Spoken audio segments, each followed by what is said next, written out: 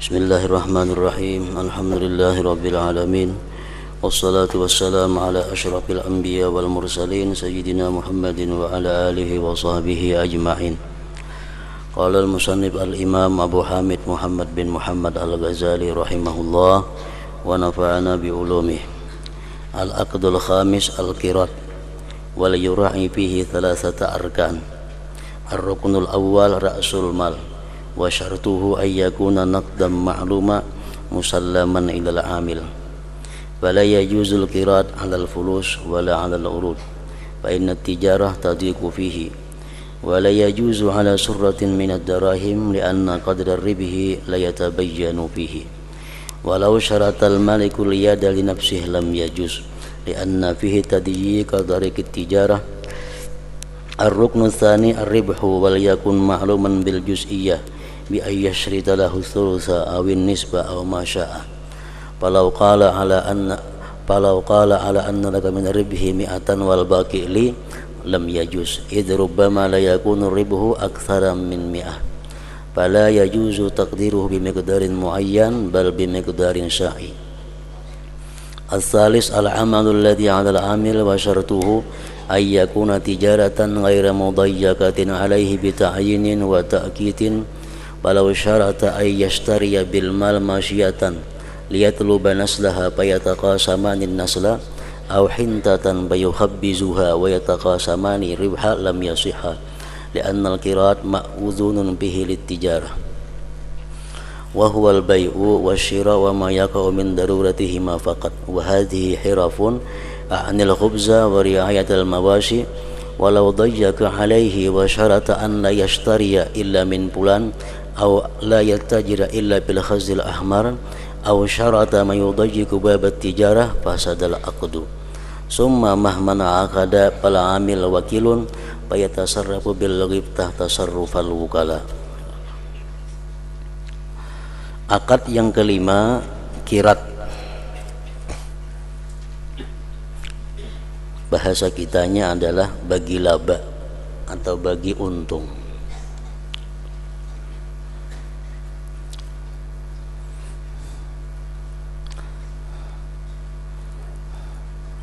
Pada ini kirat atau berbagi untung hendaklah dipelihara 3 rukun, yaitu rukun pertama adalah modal. Orang yang memiliki modal disebut malik.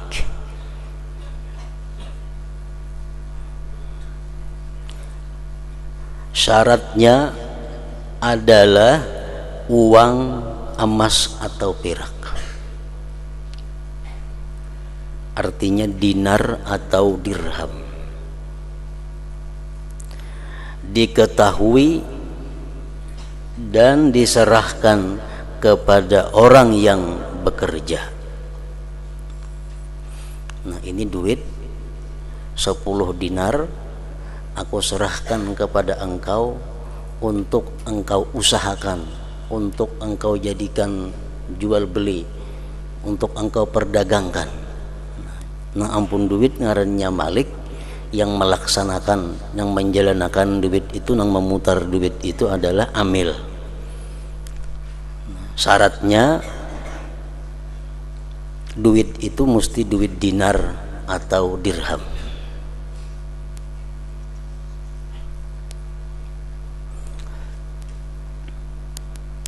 Diketahui, arti diketahui berapa 10 dinar yang diserahkan kepada pelaksana dan diserahkan kepada orang yang bekerja. Duit itu diunjuk lawan inya.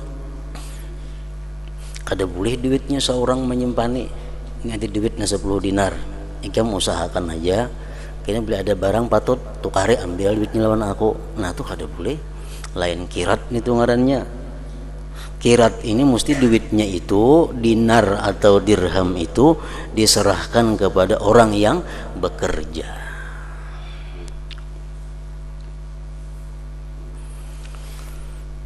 Maka tidak boleh kirat berbagi untung tadi atas fulus, uang selain emas dan perak.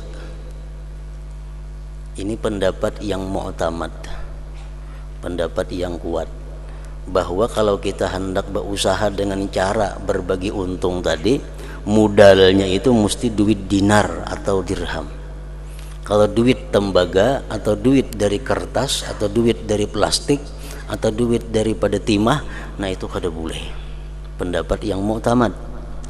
Pendapat yang dhaif, yang lemah, mereka membolehkan dengan duit selain dinar dan dirham. Berhubung di sini kita kada ada lagi dinar lawan dirham, otomatis kita umpat pendapat yang dhaif, itu yang membolehkan bahwa kirat itu boleh dengan modal uang rupiah. Duit 1 juta rupiah aku serahkan kepada engkau untuk engkau jadikan modal perdagangan. Itu ngarannya kirat. Dan tidak pula harta benda. Kada boleh harta benda jadi ulah modal. Termasuk harta benda emas yang bukan dinar. Misalnya kita besi emas blok, emas seberat 100 gram ini kuserahkan kepada engkau untuk kau jadikan modal usaha. Nah itu kada boleh, karena itu bentuknya emas bukan dinar. Maka tidak boleh. Dan tidak pula harta benda. Atau misalnya diisi harta nang apakah, nah ikam hartaku ini jualakan aja, nah, aku serahkan kepada engkau untuk menjualkan harta ini dengan ke ini, nah itu kada boleh. Artinya kada boleh, kada termasuk di dalam bab kirat di sini. Dan tidak pula harta benda karena berdagang padanya itu sempit. Berdagang dengan kirat ini. Dan tidak boleh dengan sekantung dirham. Ini aku bisi sakadut dirham nah. Mendalakan naikam ini kada boleh juga. Karena kan tidak diketahui berapa isinya sakadut itu. Karena kadar laba itu tidak jelas padanya. Dan seandainya mensyaratkan pemilik kekuasaan itu untuk dirinya, maka tidak boleh. Karena padanya terdapat penyempitan jalan perdagangan. Nah, ini ada duit nah 1 juta rupiah, aku serahkan lawan ikam menjalanakan nah duit. Cuma mereka hendak nukar barang, ikam lapor dulu lawan aku. Nak menjual kita lapor pulang dua aku. Nah itu kada boleh itu, karena menyempitkan si amil untuk bergerak di dalam menjalankan duit tadi.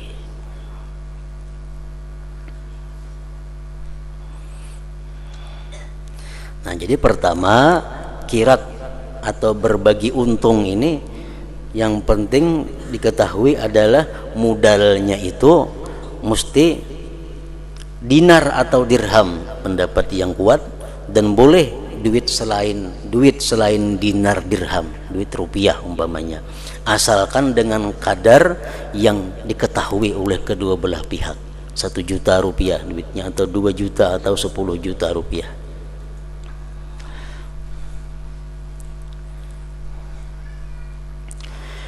Rukun kedua adalah laba, untung.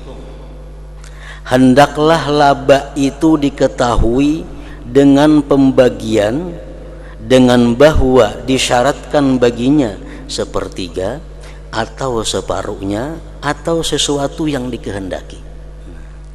Ini uang 10 juta rupiah aku serahkan kepada engkau untuk modal usaha, yang mana nantinya keuntungannya engkau akan dapat sepertiga, yang mana nantinya kalau ada untung engkau mendapat bagian sepertiga atau separuh atau berapa yang kita kehendaki.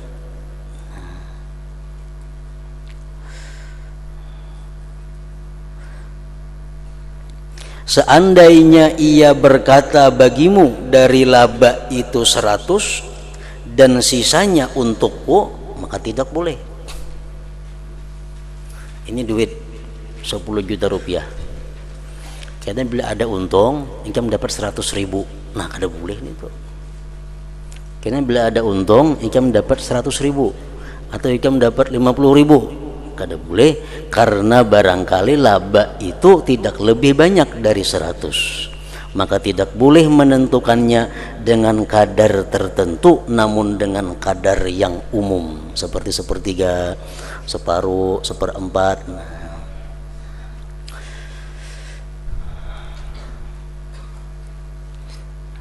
Jadi persennya itu diambil daripada laba, daripada untung. Ini kirat ngarannya yang dibolehkan dalam agama kita. Aku serahkan kepada engkau ini uang 10 juta rupiah untuk engkau usahakan, yang nantinya keuntungannya akan kita bagi 2. Nah, boleh. Ini uang 10 juta rupiah aku serahkan kepada engkau untuk engkau usahakan, nanti keuntungannya aku 2/3, ikam dapat 1/3. Boleh itu. Jadi mengambil sepernya itu dari keuntungan. Dari keuntungan. Artinya kada ada untung, kada ada perparannya. Kalau rugi, tanggung jawab yang pemilik harta. Nah, kalau kita mengambil pernya itu daripada modal, nah ini dimasukkan kepada riba. Mengambil bagian itu daripada modal. Nah, ini uang ku serahkan lawan ikam 10 juta rupiah untuk ikam usahakan setiap bulan, karena aku beri 10% dari 10 juta ini. Nah, itu riba ngarannya. Ini uang 1 juta rupiah ku serahkan lawan ikam untuk ikam usahakan. Cuma aku sebulan nih dapat bagian 10% dari duit nang ku unjuk 1 juta rupiah nih. Nah, itu riba. Kenapa? Karena menghitung persennya dari modal, sedangkannya belum tahu lagi bagaimana berhujung kah, kada kah, belum tahu.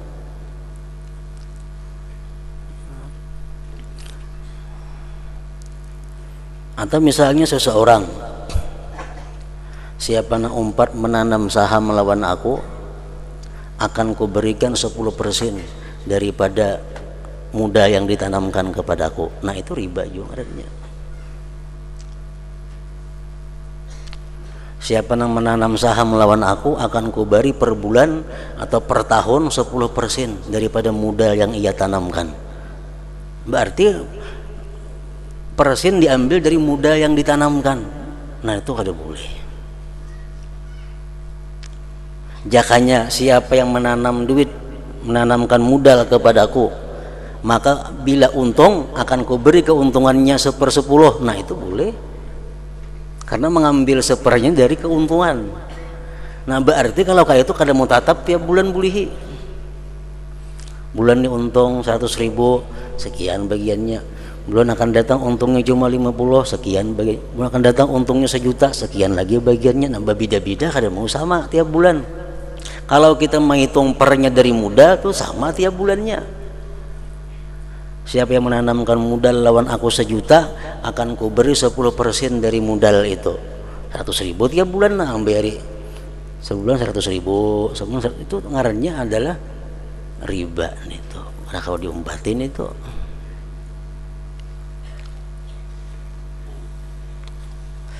Nah, jadi nang bujurnya, ini duit 10 juta rupiah aku serahkan kepada engkau untuk modal usaha, yang nanti keuntungannya akan kita bagi 2, nah, atau bagi 3, atau bagi 4. Nah, itu nang bujur itu.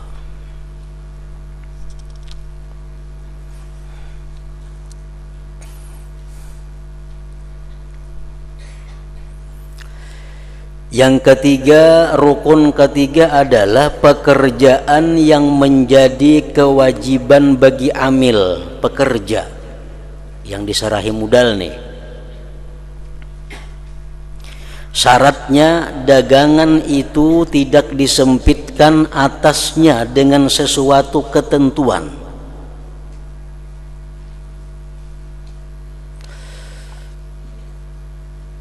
Dagangan itu tidak disempitkan atasnya dengan sesuatu ketentuan dan pembatasan waktu.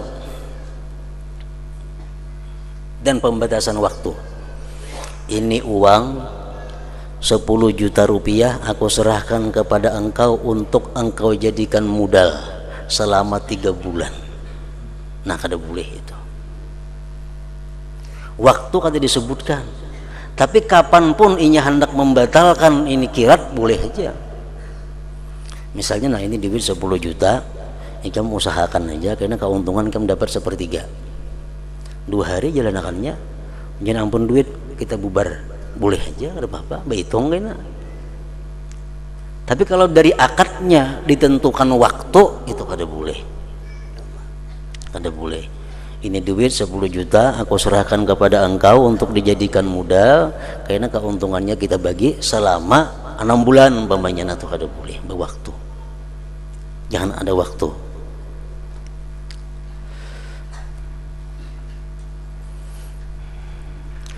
Seandainya ia yang punya duit, yang pemodal, yang menanamkan modal, mensyaratkan untuk membeli binatang ternak dengan harta itu, dengan modal itu, untuk dicari keturunannya, untuk dianakkan umpamanya, lalu dibagi 2 keturunan itu.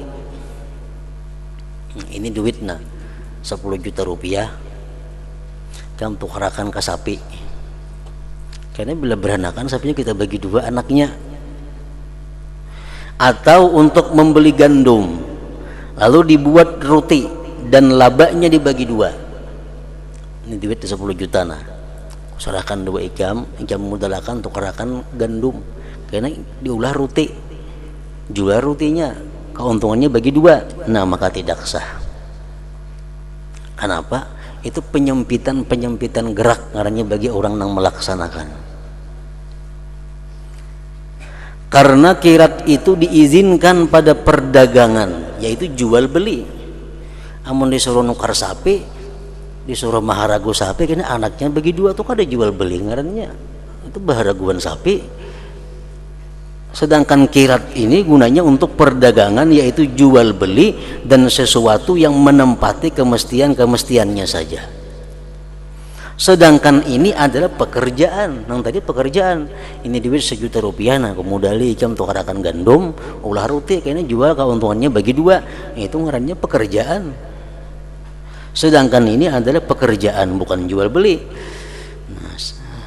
Sedangkan ini adalah pekerjaan, saya maksudkan membuat roti dan memelihara binatang ternak tadi.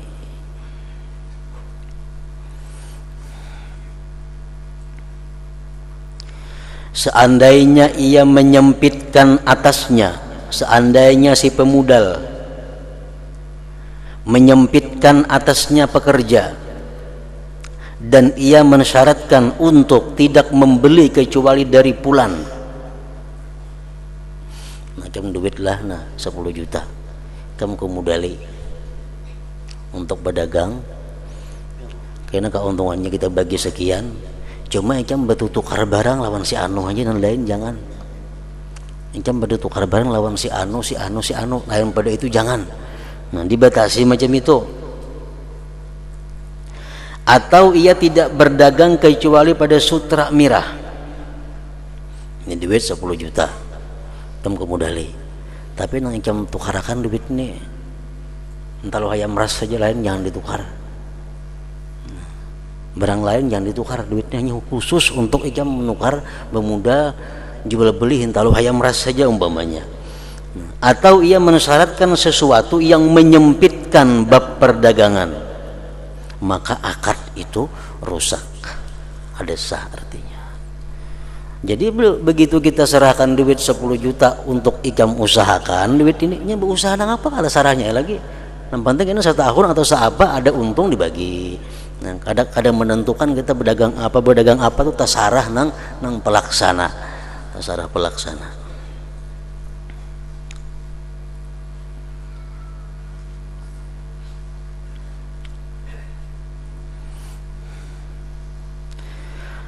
Kemudian manakala akad itu sah,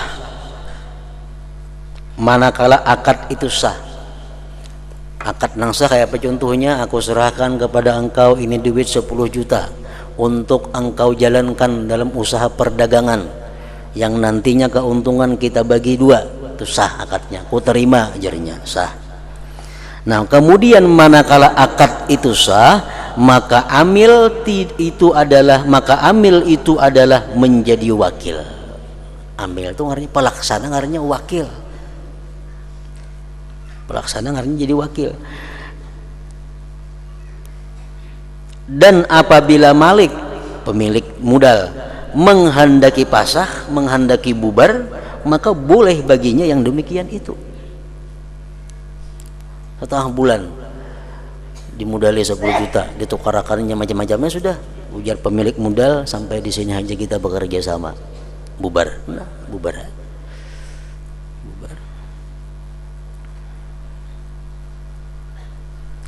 Dan apabila malik pemilik modal menghendaki pasah, menghendaki bubar, ampihan, maka boleh baginya yang demikian itu. Apabila ia mempasah, apabila si malik pemilik modal itu membubarkan kerjasama dalam satu keadaan, sedangkan seluruh harta itu berwujud uang, maka segi pembagian itu tidak samar, nyaman aja. Artinya duit ikam kemudali 10 juta, ikam usahakan aja duitnya berdagang napa tasarah hikam, karena keuntungannya kita bagi sekian-sekian. Nah dimudalakannya tukar ini sampai 6 bulan, berjual semuaan dijualinya, tak kumpul duitnya. Nah, ujar pemilik modal, kita ingat sini aja berusaha, kita ampihan. Itu nyaman aja bagi duitnya, berapa modal, berapa untungnya. Modal unjuk lawan pemilik, keuntungannya dibagi sesuai perjanjian di dalam akad. Itu nyaman aja nih itu urusannya. Kenapa? Karena sudah kembali kepada duit, kembali kepada modal. Jika harta menjadi barang-barang dagangan, ikam kemudali 10 juta untuk diusahakan, kayaknya keuntungannya bagi sekian, tukarakannya ke sepeda motor, tukarakannya ke sepeda, tukarakannya segala macam usaha perdagangan,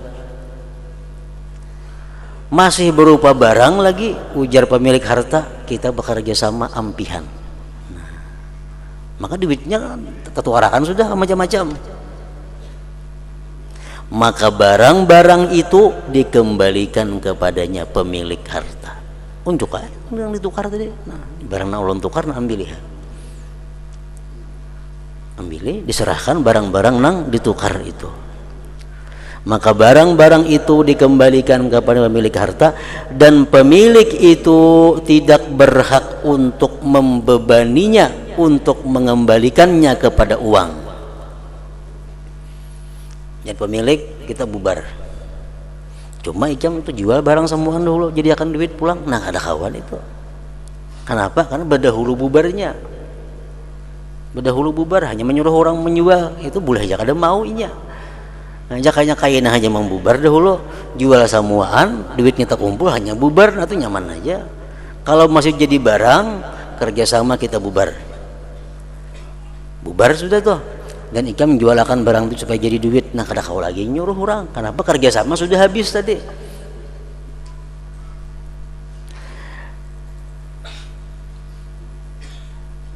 Dan pemilik itu tidak berhak untuk membebaninya untuk mengembalikannya kepada uang, karena akad itu telah rusak, akad sudah dibubarkan, dan ia tidak mewajibkan terhadap sesuatu. Akad sudah bubar, kewajiban amil kan ada lagi pekerja itu, nah apa lagi kata kewajibannya habis dengan dibubarkannya, dengan dirusaknya akad tadi.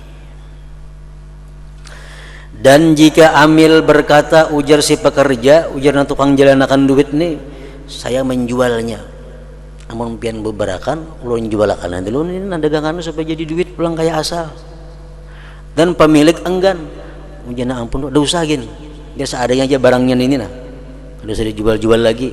Maka yang diikuti adalah pendapat pemilik. Pendapat pemilik. Ada kalau mengaras si amil, si pelaksana ada kalau mengaras manang pemilik. Jadi pemilik samuan barang-barang naikam tukar lawan duit modal tuh kembalikan lawan aku barang-barangnya. Jar si penjual, jar nang si pelaksana, jar pelaksana ulun jualakan dulu karena barang-barangnya itu nah hanya duitnya kembali lawan pian. Kada kawa jar ampun harta. Nah, manang nang ampun harta. Artinya mesti dikembalikan barang-barangnya itu. Kecuali apabila amil itu pelaksana, kecuali apabila pelaksana itu mendapatkan langganan yang dengan sebabnya itu nyatalah laba atas modal.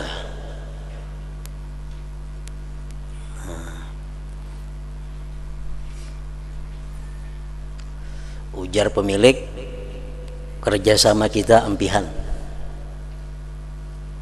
maka masih berupa barang dagangan. Ujar si pelaksana, maka isuk ada orang nak nukarna, terjanji sudah isuk nak menukari barang kita ini, dan untungnya nyata, untungnya ada. Kayak apa nih tuh? Kecuali apabila amil itu mendapatkan langganan yang dengan sebabnya itu nyatalah laba atas modal.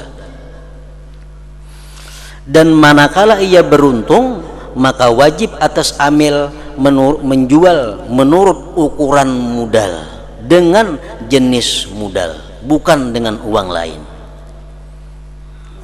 Artinya pemahamannya, modal asalnya duit rupiah 10 juta, dijalanakan menjual beli barang macam-macam, sehingga dalam sekian bulan dinilai barang yang ada itu sudah 11 juta, berarti lebihan sudah 1 juta. Nah, begitu pemilik hendak membubarkan, ujar amil, isuk ada langganan nak datang menukari dagangan ini. Nah, boleh si amil menjual, cuma menjual sekadar modal 10 juta dan dengan uang rupiah, karena modal asal uang rupiah. Kalau amil hendak memburung semuaan, kada boleh. Amil boleh menjual sekadar berapa modal dan dengan jenis duit modal itu juga, bukan dengan uang lain, sehingga kelebihan itu terbidak dengan laba, maka keduanya bersekutu padanya dan tidak wajib atas mereka menjual kelebihan atas modal itu. Begitu si ambil tadi menjual barang senilai harga modal, jualnya 10 juta, nah 10 juta kembalikan duit, barang sisa ada lagi. Nah, barang itulah dibagi antara si amil dan malik pemilik harta tadi.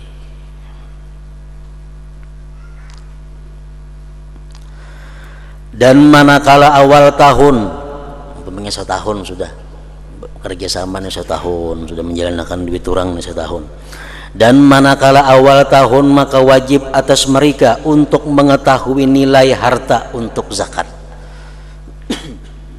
Sampai setahun sudah bekerja sama kirat ini, nah itu mesti dihitung berapa dagangannya, berapa nilainya untuk bayar zakat. Apabila telah jelas dari laba itu ada sesuatu, maka yang lebih dekat menurut kias bahwa zakat bagian amil atas amil itu. Jadi berzakat kedua-duanya. Si malik berzakat sesuai bagiannya, si amil pun berzakat sesuai bagiannya. Dan jelas ia memiliki laba. Jadi kada boleh zakat dibebankan kepada pemilik modal aja, kada. Zakat hanya oleh dibebankan kepada pelaksana aja, kada. Zakat ditanggung bersama-sama. Dan amil tidak boleh untuk bepergian dengan harta kirat tanpa izin pemilik. Maksudnya bepergian nang jauh, bepergian nang keluar pulau umpamanya, kada boleh si pelaksana membawa dagangan ke situ. Dan amil itu tidak boleh untuk bepergian dengan harta kirat, dengan harta tadi tanpa izin pemilik.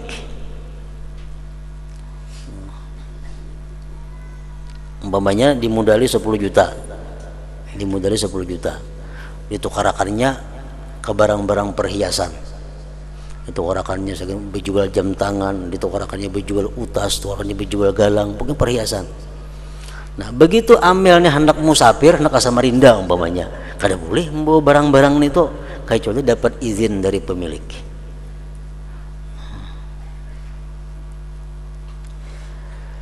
Dan jika ia melakukannya, andai katanya kada bepadahan, lawan ampun muda kada bepadahan, barang dagangan dibawanya ke Samarinda sana.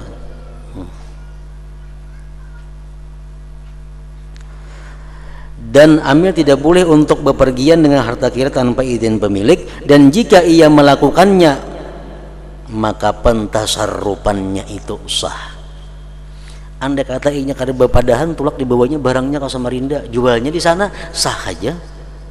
Tetapi apabila ia melakukannya, maka ia menjamin bertanggung jawab terhadap benda-benda dan harga semuanya. Itu risikonya. Andai kata inya kada bepadahan, kada beizin, barang dagangan dibawanya ke Samarinda. Sampai Samarinda hilang barang dagangannya, nah bertanggung jawab si amil, bertanggung jawab pelaksana mengganti itu lawan ampun duit. Tapi kalau ingin berjual beli di kota nang biasa aja, di tempat tinggalnya di Barabai umpamanya, yang berjual beli di Barabai, buka toko, bulet buka toko, hilang barang dagangannya itu, kada menggantinya, kada mengganti, itu kerugian dihitung dari modalnya, kada tanggung jawab si amil mengganti. Tapi kalau dibawa belayar tanpa izin pemilik, hilang, itu tanggung jawab si amil pelaksana yang menggantinya. Tetapi apabila ia melakukannya musafir tanpa izin pemilik membawa barang dagangan tadi, maka ia menjamin bertanggung jawab terhadap benda-benda dan harga semuanya. Karena tindakannya yang melampau batas dengan berpindah itu melalar kepada harga barang yang dipindahkan.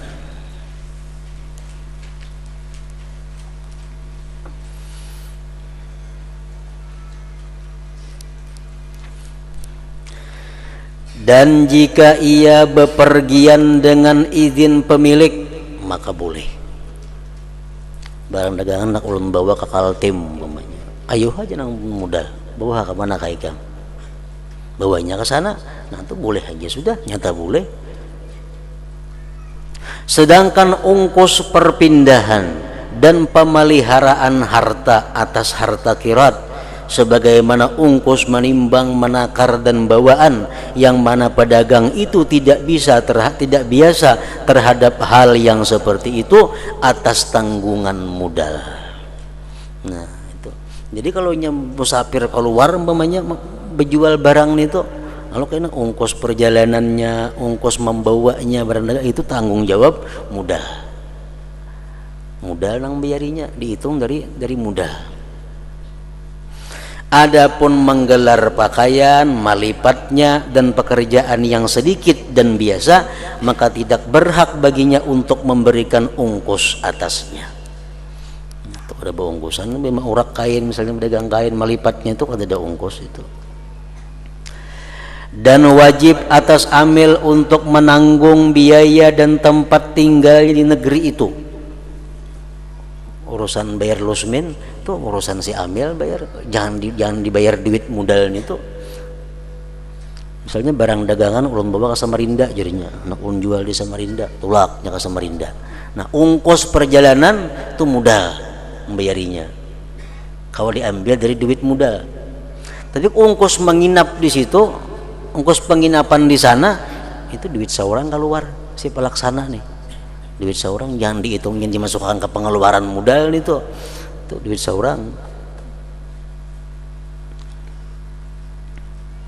Dan wajib atas amil untuk menanggung biaya dan tempat tinggalnya di negeri itu, dan tidak wajib atasnya ongkos toko. Nah kalau ongkos toko itu tanggung jawab modal.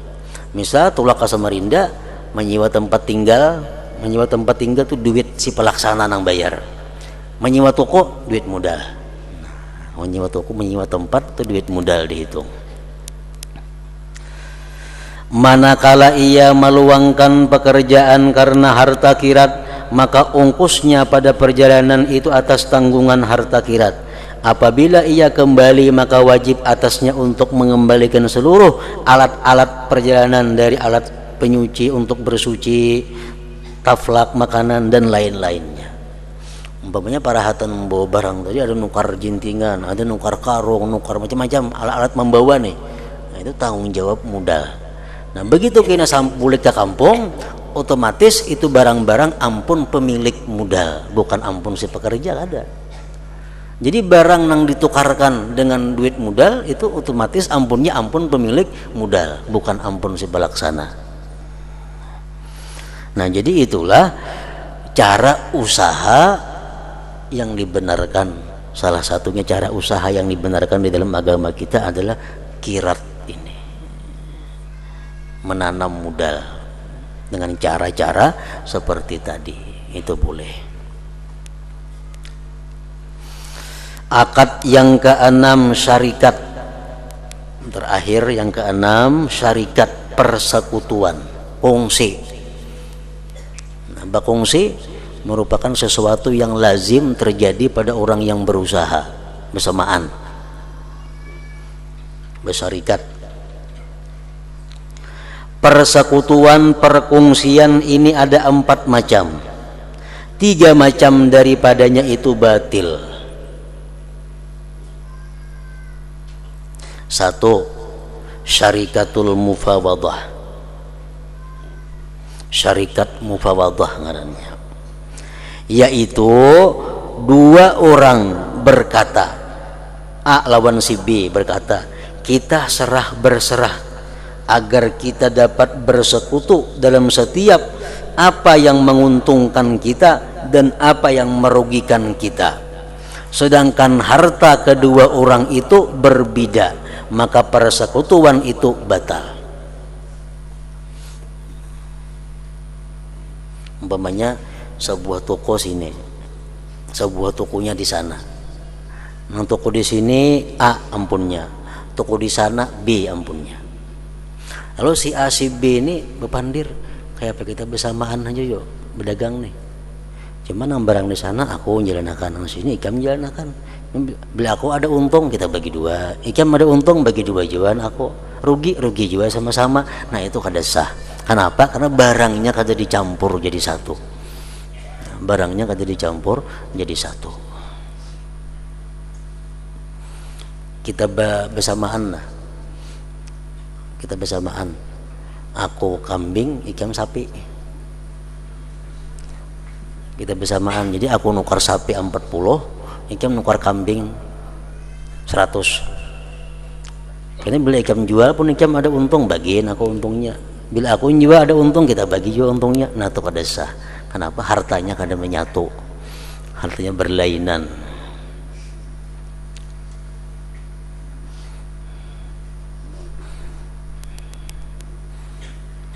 Lain halnya kita nukar sapi. Nah, berapa sapi itu harganya? 5 juta. Kita badan 2,5 seorang. Nah, duitnya 2,5 juta gabung tukarakan ke sapi. Nah, itu bakongsi ngarannya. Nang kedua, syarikatul abdan. Syarikat abdan ini persekutuan badan, yaitu 2 orang saling mensyaratkan persekutuan pada ongkos pekerjaan, maka persekutuan itu batal.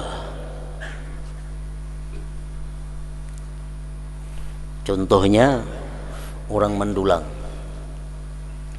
kita mendulang,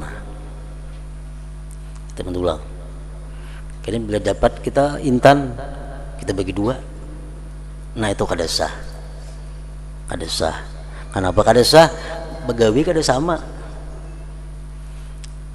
Ada yang terajin saya kong, ada yang terkulir sedikit. Lapahnya gawian tuh kada sama. Ini syarikat badan ngarannya. Nah, itu kada sah itu. Orang mendulang, orang 10, Ada saya kong ada masin dibuat juga samata juga, udah masin gawe ada orangnya ada masin dibuat juga samata nang 10 nih 4 juga mendulanginya dapat intan bagi rata bagi 10 tambah masin sebutin jadi bagi 11. Nah itu kada sah syarikatnya. Kenapa? Nang disarikatakan tuh badan awak, sedangkan banyaknya bekerja sedikitnya bekerja kada sama antara orang per orang. Nang saya kong turun jam 8, nang saya kong tengah 9, nang saya kong banyak beruku bagawi, nang saya kong bagawi nah kada kawan itu kada kawan. Sama orang bulah rumah, berapa rumah nih kain ini berapa burungannya, nah burungannya 5 juta, jadi dia tukang kita bersamaan 2,5 seorang. Nah tuh kada sah. Kenapa? Begawinya kada sama. Itu syarikatul abdan ngarannya, syarikat abdan, persekutuan badan, yaitu 2 orang saling mensyaratkan persekutuan pada ungkus pekerjaan, maka persekutuan itu batil juga. Yang ketiga syarikatul wujuh, yaitu salah seorang dari 2 orang mempunyai kecerdasan dan perkataan yang diterima, maka dari pihaknya adalah pembelian dan dari yang lain adalah pekerjaan. Persekutuan ini batil juga. Orang bersekutu nang saya kong ini pintar pandir bisa, jadi ini tugasnya spesial untuk nukar barang menjual barang. Nang saya kong orangnya sandu, saya bisa berpandir, tugas mampak barang mengangkatakan barang, nah, baginya sama. Nah tuh ada boleh juga, ada boleh. Yang keempat, akad yang keempat yang disebut syarikatul inan, yaitu harta kedua orang itu ini nang sah, yang sah, yaitu harta kedua orang itu bercampur. Harta mesti dicampur dengan sekira sukar untuk membedakan harta keduanya, kecuali dengan membaginya. Dan masing-masing seseorang dari keduanya memberi izin kepada temannya untuk membelanjakan, mentasarrufkan. Kemudian hukum keduanya adalah membagi laba dan kerugian menurut kadar harta itu, dan tidak boleh merubah hal itu dengan syarat.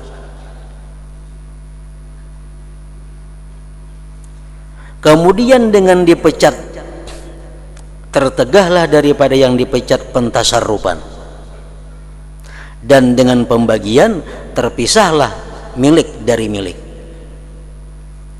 Nah, ini nang boleh. Kita bisa bisi kambing 40, kawan kita bisi 40 juga bisi kambing. Nah kayak apa kita bersamaannya? Nah kita bersamaan aja. Nah lalu disakutuakan 40, digabung jadi satu, kaguringannya jadi satu, tempatnya makan jadi satu, sehingga sulit membedakan mana kambing kau ada kau lagi membedakan. Nah kayak itu makan nang sah. Dan yang sahih bahwasanya boleh akad syarikat atas barang-barang yang dibeli. Syarikatnya umum aja, mengapa kan anda syarikatakan? Baik emas, baik perak, baik duit, baik barang tadi. Dan tidak disyaratkan uang syarikatnya itu. Berbeda dengan kirat. Nah kalau kirat tadi mesti modalnya adalah uang. Nah maka inilah kadar dari ilmu fikih yang wajib mempelajarinya atas setiap orang yang berusaha.